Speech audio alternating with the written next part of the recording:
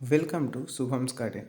চলো আজকে পিটুনিয়া নিয়ে কয়েকটি টিপস শেয়ার করি, যার ফলে প্রথমবার গাছগুলিতে ফুল ফোটার পর দ্বিতীয়বারও প্রচুর পরিমাণে ফুল আসবে।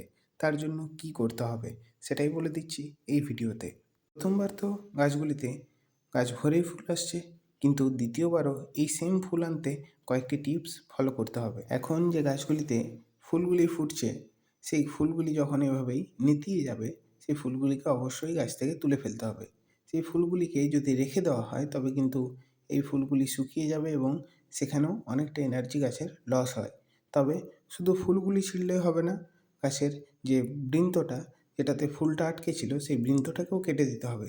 কেননা ওই বৃন্তের মুখটাতেই থাকে বীজ, এবং যদি এই বৃন্তটাকে রেখে দেওয়া হয় তবে কিন্তু এই বীজটি ভালোভাবে পরিপক্ক হয়, যার কারণে গাছ প্রচুর এনার্জি এখানে লস করে। তাই দ্বিতীয়বার ফুল পেতে অবশ্যই এই বৃন্তগুলিকে কেটে দেবেন ফুলগুলি মরে যাওয়ার পর। তবে প্রথমবার ফুল আসার পর অবশ্যই দ্বিতীয়বার ফুল আনতে গেলে কিছু খাওয়ার গাছগুলিতে দিতেই হবে। সেই সংক্রান্ত কালকের একটি শর্টস ভিডিও নিয়ে আসবো, তাই অবশ্যই চ্যানেলটিকে সাবস্ক্রাইব করে রেখো। এবং শীতের আরও গাছের পরিচর্যার ভিডিও দেখতে এখনই শীতের বাগান প্লেলিস্ট চেক আউট করো। ভিডিওটি ভালো লাগলে একটি লাইক করে প্লিজ চ্যানেলটি সাবস্ক্রাইব করে রেখো। ভিডিও দেখার জন্য ধন্যবাদ।